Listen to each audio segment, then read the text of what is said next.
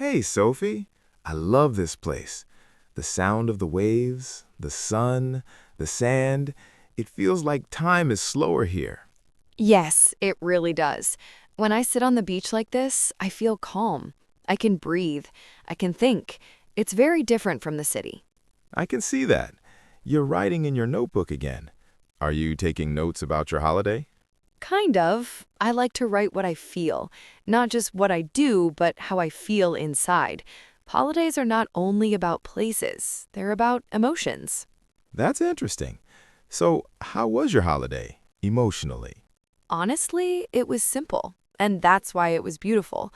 I woke up early, I walked on the beach, I watched the sunrise. I didn't rush, I didn't check my phone all the time. Wow, that sounds like a dream. I think many people forget how to slow down.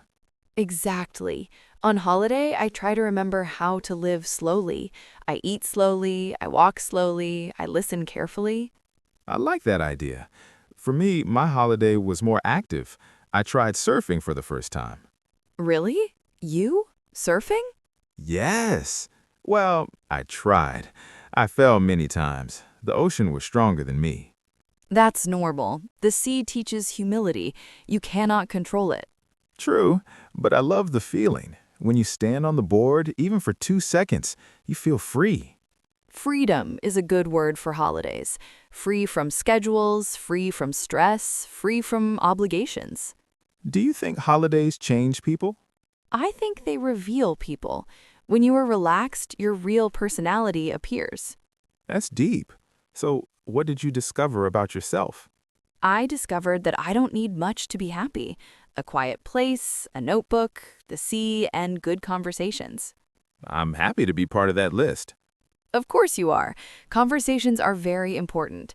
Talking helps us understand our experiences. That's true. When I talk about my holiday, I realize what I enjoy the most. So tell me, what was your favorite moment? One evening, after surfing, I sat on the sand and watched the sunset. The sky was orange and pink. Everyone was quiet. I love moments like that. No music, no talking, just nature. Yes, and I thought, why don't we live like this more often? Because real life is busy, but holidays remind us of another rhythm. Do you think we can bring that rhythm back home? A little bit, yes. Maybe not the beach, but the mindset. Like taking time in the morning? Exactly. Drinking coffee slowly, looking outside, breathing. I like how you explain things. It makes English feel natural. That's the goal. English is not just grammar, it's life, experiences, emotions. Speaking of grammar, I noticed something. We keep using the past tense. Good observation. Holidays are perfect to practice the past simple. Like, I visited the beach. I tried surfing. I relaxed. Yes, and also the past continuous. I was sitting on the sand. I was watching the waves. Oh, that's nice. It sounds very visual. Because language paints pictures in the mind. So if someone asks me, how was your holiday? I can answer, it was relaxing. I spent time near the sea. I was learning to surf. Perfect. Simple, clear, natural. Do you think people feel shy speaking English about personal experiences? Yes, often, but holidays are easy topics. Everyone has memories. Even small ones. Especially small ones, like feeling the sand under your feet. Or listening to the waves at night. Or writing in a notebook while someone talks to you. Hey, that sounds familiar. Maybe because we're living it right now. I wish our listeners could feel this atmosphere. They can, with imagination and with English. That's beautiful. English as a bridge to feelings. Exactly. So, to everyone listening, think about your last holiday. Where were you? What did you see? What did you feel? And try to say it in simple English. No pressure, no perfection. Just honesty. Just conversation. You know, Sophie, while we're talking, I realized something. When I speak about my holiday, my English feels easier. That's because your mind is relaxed. When you relax, words come more naturally. So, stress blocks language? Very often, yes. Stress makes people think too much. Holidays remove that pressure. That explains why I spoke more with strangers during my trip. Really? Who did you talk to? Surf instructors, people at cafes, tourists from different countries. That's perfect practice. Real conversations, real accents. At first, I was nervous. I thought, what if I make mistakes? And then? Then I realized nobody cares. People just want to communicate. Exactly. Communication is more important than perfection. I like that philosophy. It makes English feel human. Language is human. It's not a test, it's a connection. Do you remember a conversation from your holiday that stayed in your mind? Yes, I spoke with an old woman who walks on the beach every morning. What did she say? She told me she comes every day because the sea listens without judging. Wow, that's poetic.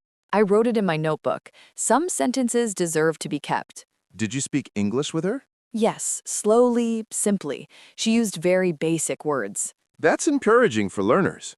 Basic English can carry deep meaning. That's a powerful lesson. It is. You don't need complicated vocabulary to express feelings. Like saying, I feel calm here. Or, this place makes me peaceful. Or, I feel connected to nature. Beautiful, very natural English. I think holidays also teach us to observe, Yes, when you're not rushing, you notice details. like the color of the water, Or the way the wind moves the palm trees. or the sound of people laughing in the distance. All of that can become language. So learners can practice by describing what they see. Exactly. Description is a great exercise. Let's try it now. Okay. I see the ocean. The water is blue and green. The waves are gentle. Very good. Now I'll add, the sky is clear and the clouds are soft. People are swimming far away, And someone is learning to surf, maybe like you. hopefully with fewer falls. Falling is part of learning, in surfing and in English. That's true. I fell a lot before I stood up. And now, Now I fall less, but I still fall. progress, not perfection. I love that phrase. It applies to life too. Do you think people judge themselves too harshly when learning English? Yes, they compare themselves to natives. That's unfair. Very unfair. Natives learned English for years, naturally. So learners should be kind to themselves. Exactly. Like on holiday, be gentle. Speaking of holidays, do you prefer traveling alone or with people? A mix, alone for reflection, with people for sharing. I traveled with friends this time. How was it? Fun, but sometimes noisy. That's normal. I learned to enjoy small moments alone, too. That's maturity. Do you think holidays help us grow? Yes, when you leave your routine, you meet yourself differently. That's deep again. The sea inspires depth. It really does. So, for our listeners, if you want to practice English, don't wait for perfect conditions. Talk about your memories, Your holidays, your feelings. your simple moments, English grows from real life. just like this conversation. You know, Sophie, I think holidays give us stories that stay with us for a long time. Yes, even when the holiday ends, the feeling stays inside. Sometimes when I'm back home, I close my eyes and I remember the sound of the waves. Memory is powerful. It can take you back to a peaceful moment. And talking about it in English makes the memory alive again. That's why this kind of conversation is so useful. You are not just learning words, you are reliving moments. I feel like my English is more personal now. That's the best kind of English, when it becomes part of who you are. So if someone listening feels shy, what would you tell them? I would say start small. One sentence, one memory. Like, my holiday was calm. Or, I felt happy near the sea. Simple. Honest. And repeat. Practice slowly. English grows with patience. I think that's something holidays teach us too. Patience. Yes, nature doesn't rush, The ocean never rushes. but it always arrives. That's a beautiful metaphor for learning. Learning is like waves, little by little. I'm really happy we shared this moment. Me too. It feels like a quiet conversation between friends. And hopefully, our listeners feel included. You are all part of this conversation.